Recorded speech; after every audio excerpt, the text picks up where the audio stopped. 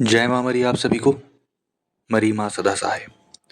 आज मैं आपके लिए बाबा क्षेत्रपाल भैरव की साधना और इससे कुछ जुड़ी जानकारियां लेकर के आया हूँ। तो पहले आप सुने कि बाबा क्षेत्रपाल भैरव होते कौन है। आप लोगों ने सुना होगा, हर एक गली मोहल्ले में, बाड़े में, एरिए में बूढ़ी खेरमाई, खेड़े के राजा, ये सारी शक्तियां होती हैं।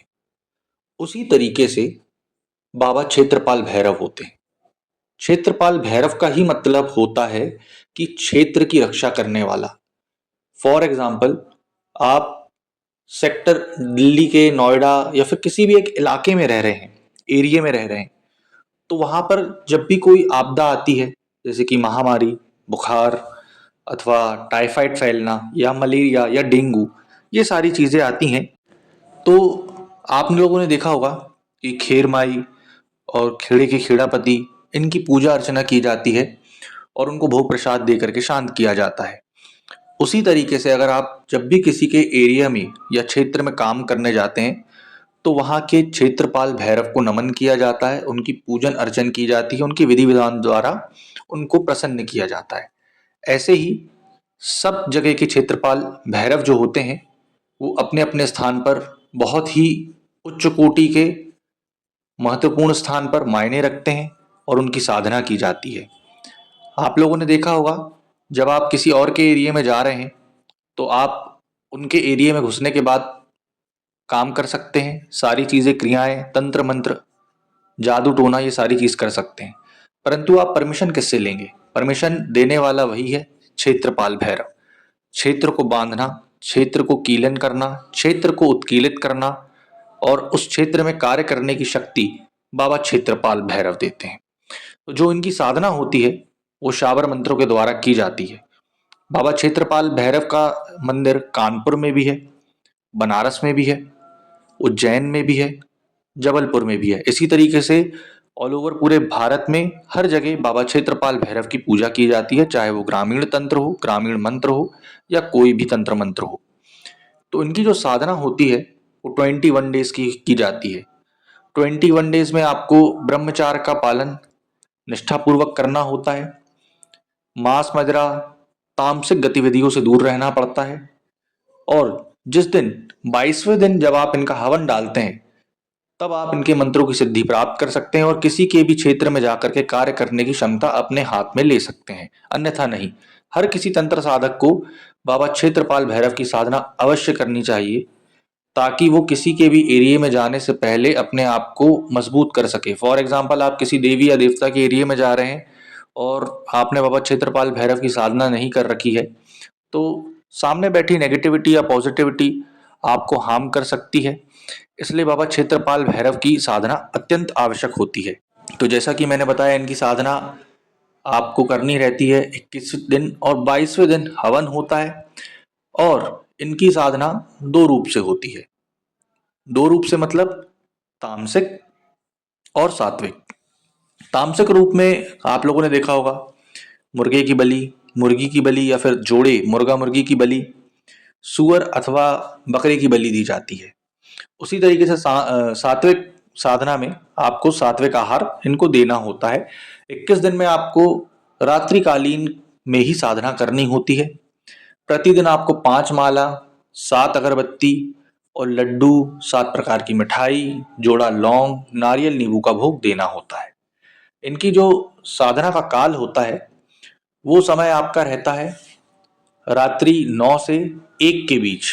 5 माला पर डे आपको करने में तकरीबन, आप ये मान लीजिए, 1 घंटा या 1 घंटा 15 मिनट लग सकता है, मतलब 75 मिनट्स।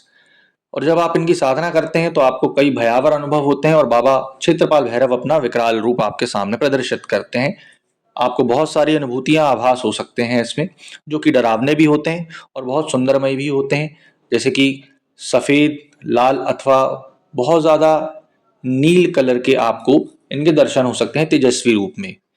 उसके बाद जब आपको अनुभव होने लगेंगे, क्योंकि आप जब ये साधना करेंगे तो आप उनका तत्व में विलीन होना चाहेंगे, तब आपको समझ में आएगा कि बाबा क्षेत्रपाल भैरव की ताकत कितनी बड़ी होती है किसी भी एरिया में जाकर के काम करने की। प्रतिदिन आपको उसमें 5 माला करना होता है। माला जो रहती है वो रुद्राक्ष की चलती है। अब इसमें सबसे बड़ी चीज कॉन्ट्रडिक्शन ये आता है कि चारमुखी दीपक तो लगता है, परंतु साधक का मुख किस तरफ होगा ये आपको इस साधना में बताया जाएगा। साधना काल में जब आप कर रहे हैं तो आपको बैठक कैसी होगी, किस आसन में बैठना है, आसन कैसा लगाना है, और आपके जो जांग अथवा पैर हैं उसकी स्थिति क्या होगी ये आपको बताया जाएगा। उसके बाद आपको मंत्र जाप किस अवस्था में करना है, मतलब माला मूलाधार चक्र में चलेगी या फिर हार्ट चक्र पे चलेगी या मूलाधार के ऊपर चलेगी या नीचे चलेगी, ये सारी चीज बताया जाएगा। आसन में किस तरीके के पुष्प रखने हैं, आपको बाबा क्षेत्रपाल भैरव के सामने कौन से पुष्प रखने हैं, ये सारी गतिविधियां और नियम बताई जाएगी। जब आप इस चीज को प्रॉपर तरीके से फॉलो करेंगे तो आपको 22वें दिन इनका डेमो लेना है। ठीक, डेमो लेने का भी तरीका बता देता हूं मैं कि डेमो कैसे लेना है। जब आप कंडे पे इनका हवन डालेंगे तो दीपक की लौ पास में ही रखेंगे आप, है ना, ज्यादा दूरी बनाकर रखेंगे और वो अपने आप उसमें कैच कर लेगी। अथवा जब आप बुझे हुए कंडे में भी आप अग्यारी लगाएंगे तो कंडे में अपने आप आग जल जाएगी। तो इससे पता चलेगा कि आपकी साधना सफल है, आपकी साधना सिद्ध है। फिर आपको इसके मंत्रों का उपयोग बताया जाएगा कि मंत्र का कैसा उपयोग करना है।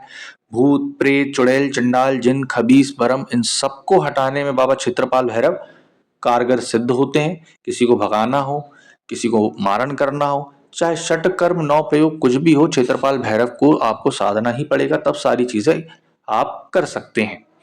तो ये तो उनकी मैंने पूरा एक ब्रीफली डिस्क्रिप्शन दे दिया। अब आते हैं कि आपको उनके मंत्र विधि विधान साधना कैसे मिल सकती है। तो नीचे डिस्क्रिप्शन में मेरा नंबर डाला हुआ है, उससे आप कांटेक्ट करके इनकी साधना मंत्र विधि विधान ले सकते हैं, एक दक्षिणा राशि दे करके उचित। चूंकि वो दक्षिणा राशि इसलिए रखी गई है क्योंकि माता मरी के मंदिर निर्माण हेतु, तो आप वो दक्षिणा राशि दे करके इनके शाबर मंत्र प्राप्त कर सकते हैं।